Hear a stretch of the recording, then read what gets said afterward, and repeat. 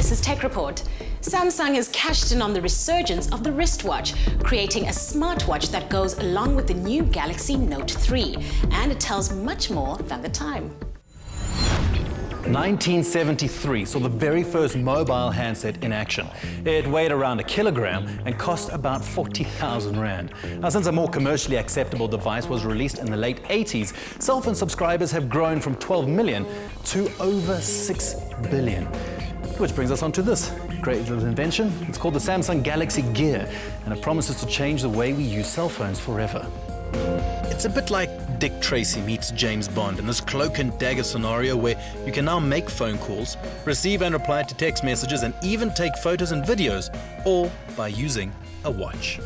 The Gear is a device that integrates seamlessly with your Note 3, and they work compatibly together. So it doesn't work as a standalone unit on its own.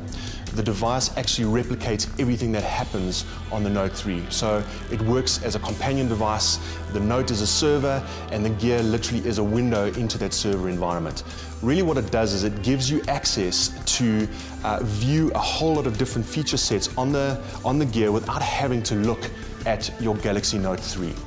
So, for example, S-Voice, for example, gives you access to make a phone call, to send text messages using your voice, to search what the weather is, to ask the device a number of different questions.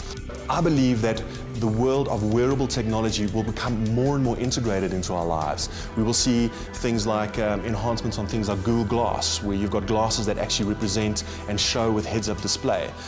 Really excited to see that the entrance into the space is brand new, and who knows what the future is going to hold.